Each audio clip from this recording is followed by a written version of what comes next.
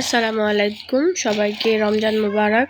কেমন আছেন সবাই? আলহামদুলিল্লাহ, আমরাও ভালো আছি। তো এই তো আমাদের যে গৃহিণীদের প্রথম কাজ রমজানের সময় ইফতার তৈরি করা। তো আমি প্রথমে শরবতের প্রসেসিং করে নিচ্ছিলাম। এখানে ভিজিয়ে রেখেছিলাম চিয়া সিড, আর দিয়ে দিচ্ছি ট্যাং, যেটা দিয়ে গুলে রেখে দেবো ফ্রিজে। তারপরে তো খেজুর ধুয়ে রাখছি আগে থেকে। তো এখন ফ্রোজেন, যেহেতু আজান দিয়ে দিবে কিছুক্ষণ পরে, তো ফ্রোজেন খাবারগুলা ভেজে নিচ্ছিলাম। এখানে আগে বাসায় বানায় রাখছিলাম। আর তো এই বাচ্চারা রোজা রাখছিল, তাই ও খেতে চাইছিল স্ট্রবেরি আনা হয়েছিল।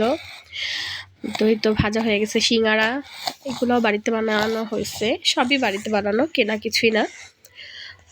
আমি এবং আমার ননদ মিলে ফ্রোজেন খাবারগুলো বানিয়ে রাখছিলাম রোজার আগে। তো এই তো একটা একটা করে সিঙ্গারা ভেজে রাখছি। এখানে বুট বাগার দেওয়া হয়েছে, চানা বুট, যেটা পুলিও ভাজা হয়ে গেছে। প্রথমেই ভেজেছিলাম, নামাইছি যখন তখনকার ভিডিও। ভাজছিলাম সসেজ, বেগুনি, আলুর চপ।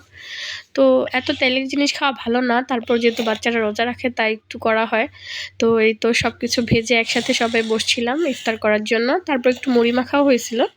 ভালো থাকবেন সবাই, আল্লাহ হাফেজ।